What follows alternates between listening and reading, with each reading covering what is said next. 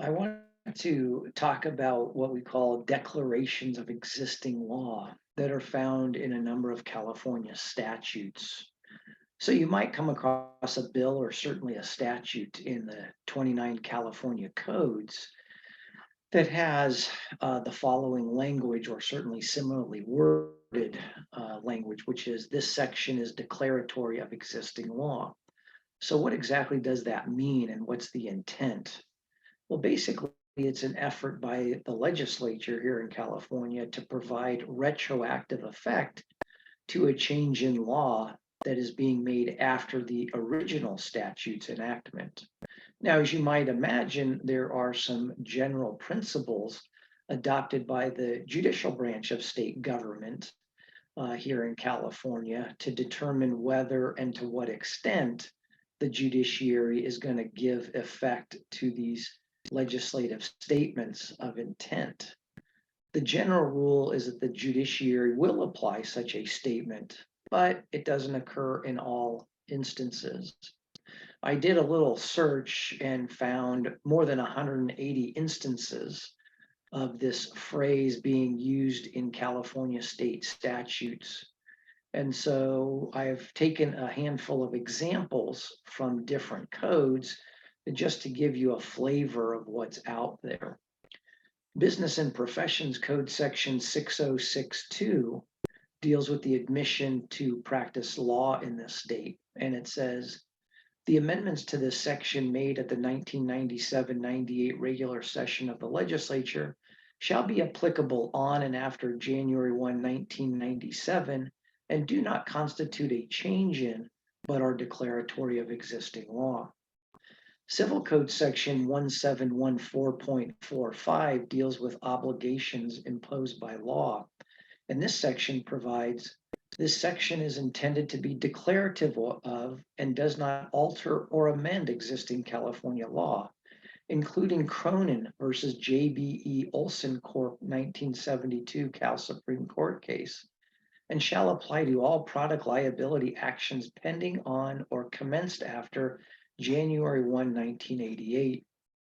Civil Code Section 1917.005 relates to shared appreciation loans and simply states this section is declaratory of existing law. Code of Civil Procedure Section 762.090 relates to defendants in a quiet title action. It provides this section does not constitute a change in, but is declaratory of existing law. There are some other slight variations.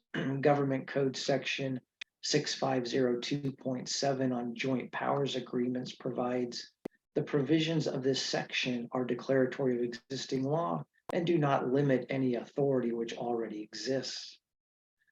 Government Code Section 27388.1 deals with fees paid to county recorders, and it provides the legislature finds and declares that subparagraph D of paragraph 2 of subdivision A, as added by the act adding this subdivision, reflects the original intent of the legislature in enacting this section, and is therefore not a change in, but is declaratory of existing law.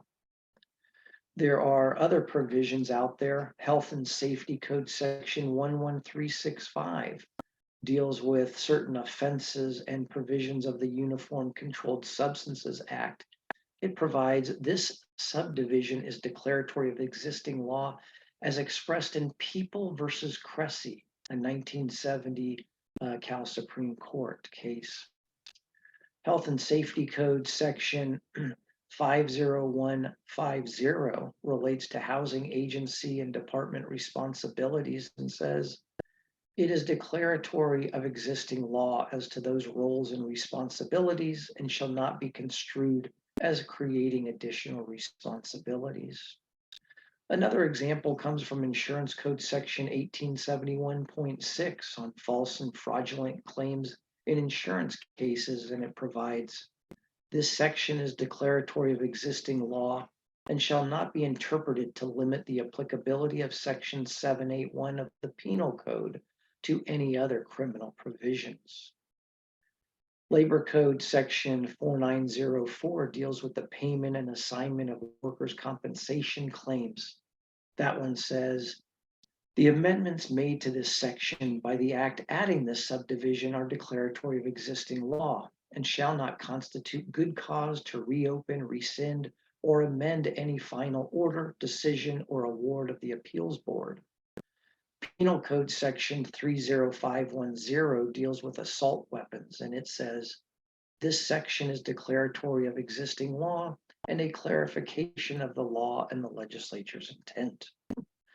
The Public Resources Code in Section 21168.7 deals with limitations on environmental quality.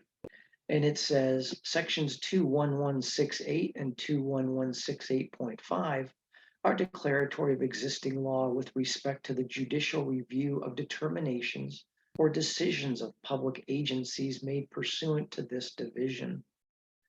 We have Public Utilities Code Section 366.2 dealing with the requirements of the PUC, and it says, the legislature finds and declares that this subdivision is consistent with the requirements of Division 27 of the Water Code and Section 360.5 of this code, and is therefore declaratory of existing law.